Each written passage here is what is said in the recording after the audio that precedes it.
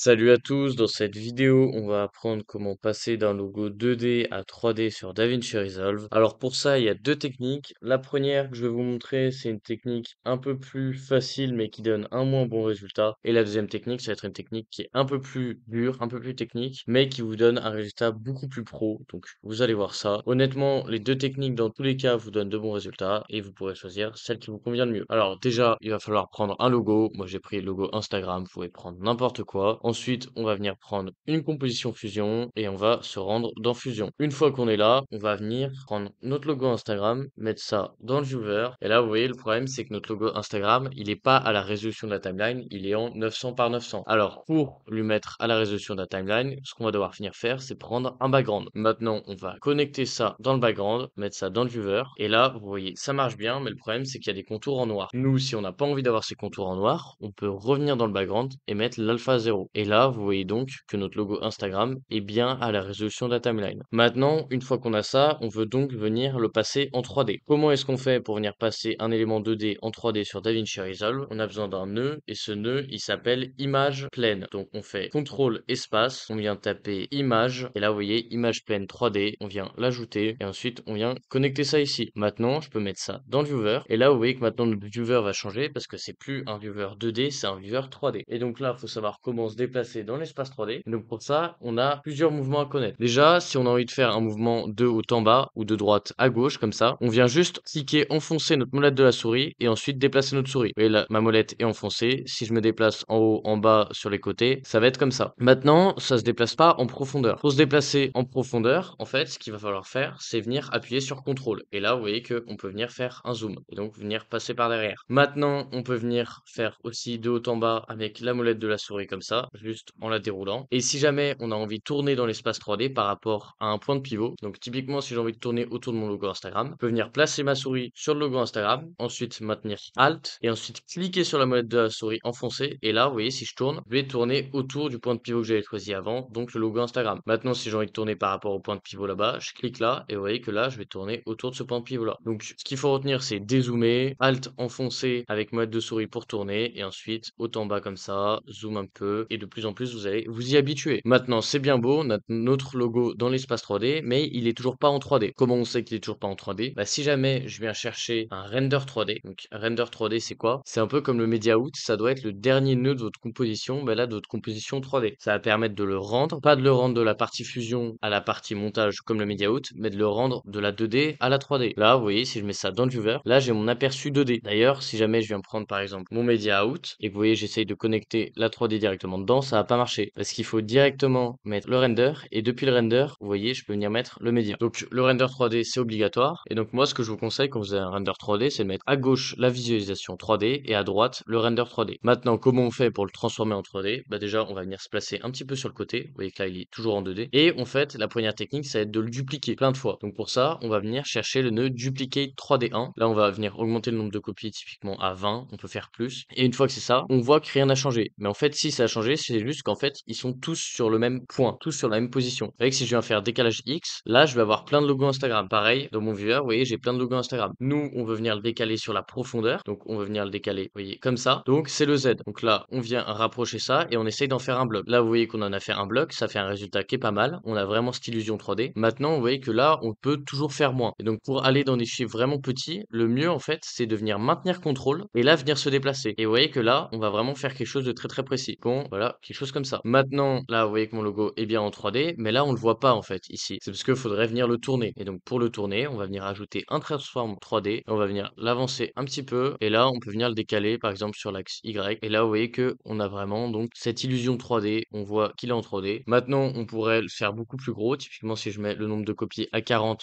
vous voyez que là, il est beaucoup plus gros. Et donc, l'effet 3D va encore mieux marcher. Et donc, ça, c'est la première technique. Vous pouvez toujours ajouter plus de copies, mettre ça plus ou moins loin, et vous aurez un beau résultat. Maintenant, on peut supprimer tout ça et passer à la seconde technique. Donc, la seconde technique, en fait, on va venir utiliser le nœud extrude pour faire une réelle extrusion. Donc, pour faire ça, on va d'abord chercher le nœud S-rectangle. Pourquoi? Parce qu'en fait, le nœud extrude, donc c'est un nœud 3D, il marche uniquement avec le système vectoriel. Donc, le système vectoriel, c'est quand il y a un petit S devant. Si je viens prendre le nœud extrude directement et que là, je viens connecter ça ici, en fait, vous voyez, il n'y a rien ne va se passer parce qu'en fait, il faut une base solide par-dessus, donc notre S-rectangle. Bref, on va d'abord mettre notre S-rectangle dans le viewer. Ensuite, on va venir le mettre dans l'extrude 3D, mettre ça dans le viewer et ici on va venir augmenter l'extrusion, vous voyez, la profondeur d'extrusion. Donc là, pour l'instant, on va pas trop se prendre la tête, on va faire une extrusion un petit peu légère. Donc voilà, quelque chose comme ça. Et ensuite, je vais venir connecter ça là, notre logo Instagram. Maintenant, vous voyez que le logo Instagram là, dans l'espace 3D, en fait, il est déformé. Pourquoi? C'est parce que la résolution, vous vous rappelez, c'est du 900 par 900. Maintenant là, ce n'est pas ça sur notre background. Donc en fait, on va devoir changer. Donc on vient dans Images. Ici, on fait résolution auto, on désactive et là, on va mettre la même chose, 900 par 900. Et là, vous voyez que mon logo Instagram, il est parfait. Maintenant, vous voyez qu'il y a quelque chose d'assez bizarre qui se passe. C'est qu'en fait, là,